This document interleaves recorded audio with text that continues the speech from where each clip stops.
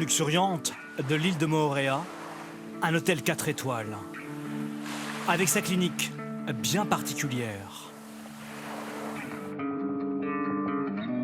En voici les patientes. Tuffy, âgée d'une vingtaine d'années, retrouvée sur un récif avec une flèche de harpon dans le cou. À ses côtés, Tortilla, une dame respectable de 70 ans. Les écailles de sa carapace se décollent. Tortilla reste désormais à la surface, incapable de plonger pour se nourrir de poissons. Ce jour-là, 12 pensionnaires sont soignés à la clinique des tortues, une espèce menacée partout dans le monde. Alors là, si on va faire comme tous les jours, on fait des expériences pour voir si elles s'améliorent. Voici la dernière arrivée, O'Kelly, en soins intensifs depuis avril. Malheureusement, elle a été fléchée par des braconniers qui avaient l'intention de la manger. Hein. Et donc la flèche, elle est passée ici, comme vous pouvez voir. Là, il y a un trou qu'on voit très bien, là, au bout de mon doigt. Ça, c'est l'entrée de la flèche. Et cette flèche, elle a traversé complètement la tête et le cou pour ressortir ici.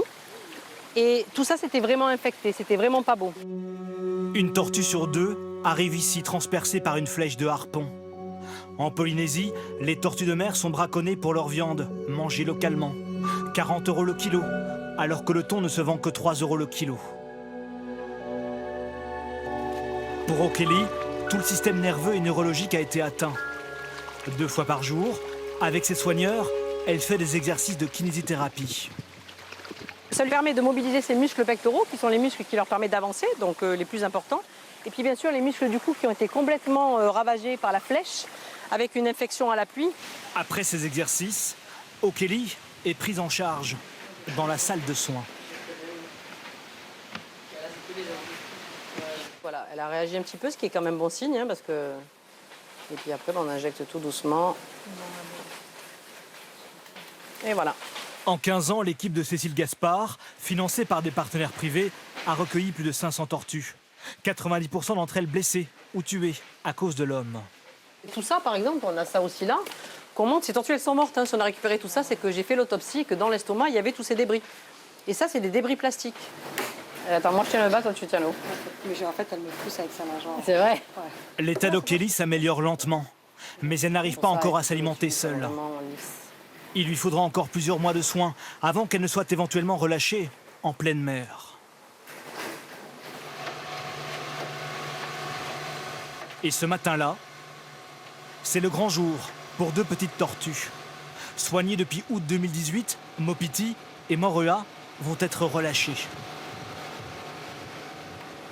Pour Cécile Gaspard, ce travail de protection est essentiel, alors que la montée des océans menace toujours un peu plus la survie même de l'espèce. Pour les tortues marines, ça va faire qu'il y aura de moins en moins de plages disponibles, puisque l'eau va monter. Il n'y aura pas forcément assez de sable pour que la tortue puisse trouver un endroit pour creuser son nid et pondre. Parce que c'est sur les plages que les tortues pondent. Voilà, elles pondent sur les plages, elles ne pondent jamais à la bordure de l'eau, elles plongent en général un peu plus haut sur la plage, mais il faut que ça soit creusable, il faut que ce soit du sable fin.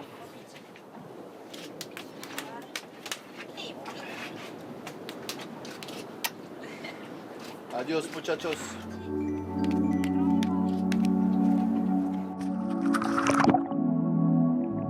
Ce jour-là, Mopiti sera la 237e tortue, relâchée dans les immensités du Pacifique.